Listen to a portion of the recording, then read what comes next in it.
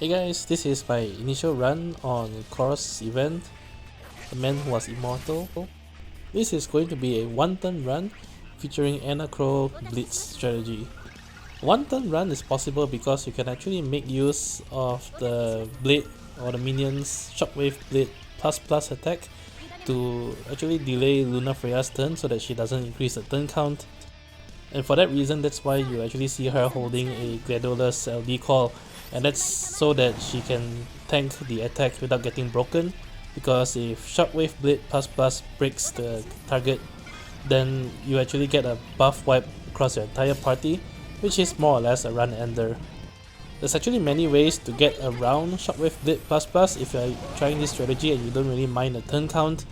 If you kill the minion inside a launch, or if you use a call ability to kill the minion, Shockwave Blade plus will actually not trigger, and then you're home free.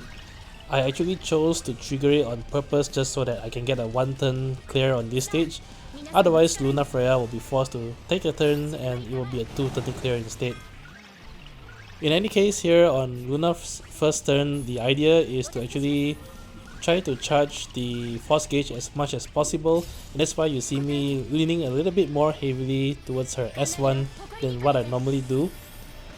The other reason why you want to go a little bit, and not too much, but a little bit lighter on the attacks, is just so that you can keep the minion alive until the point where you actually want it to delay Luna, which is at the end of a cycle.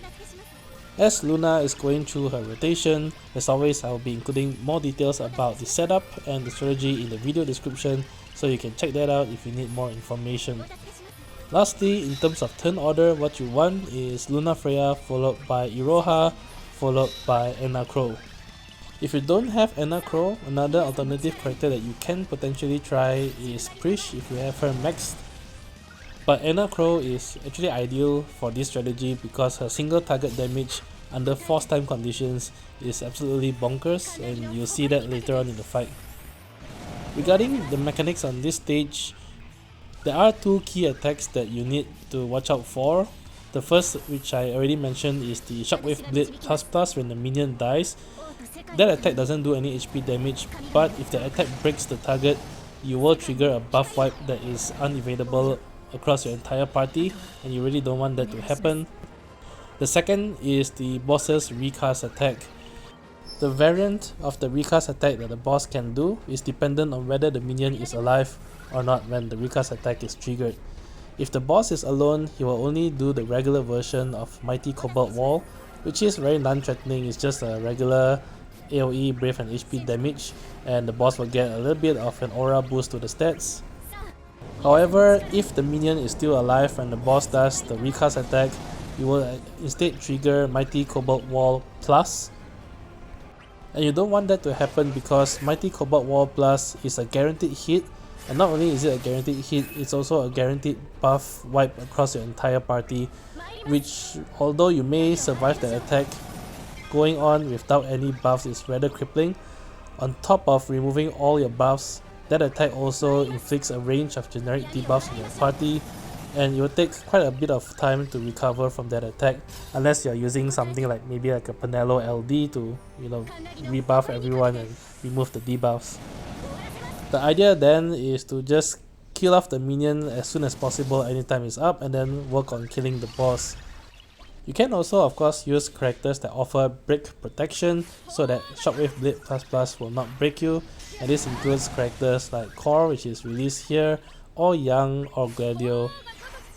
Anyway, I finished the rotation and Luna Freya got delayed, so my turn count is still at 0. Right here on Iroha's turn, I'm just spamming her free turns using her LD, and then right before ending her turn, I'll be using the Cait Sith LD call to get the call aura up, and then I will finally use one LD and her FR to enter into force time, and this represents the only increase in turn count here.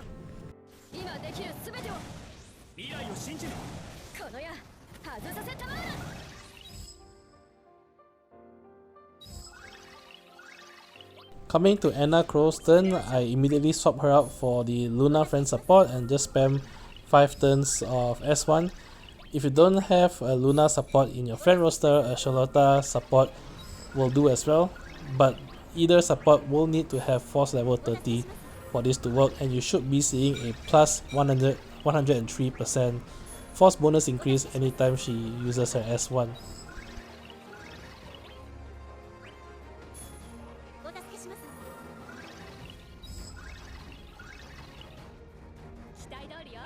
There are 5 turns of force time remaining, so before starting the Carnage, I just use a Raines base call to use up one of the force time turns and still at least get a 50% force bonus increase.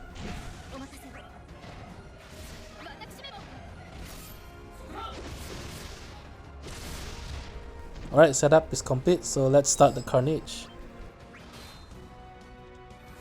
First off, of course, what you want to do is use the Cid Raines LD call so that Enna Kros can launch in the next few attacks.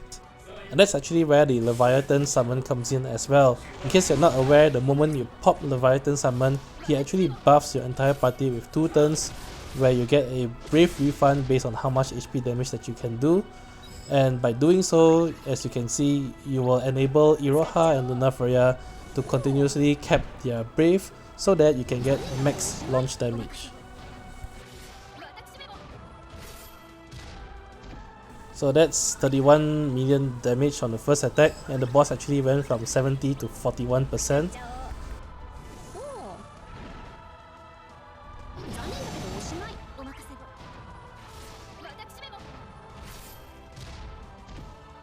And the second attack brought the boss from 41 to 11%, so each use of Enna Kros LD actually depletes 30% of the boss's HP, and it's really overkill here on the last LD use.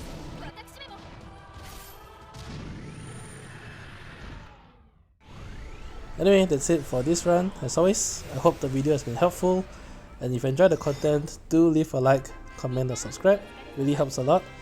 Till then, I'll see you guys in the next Shinryu video. Bye!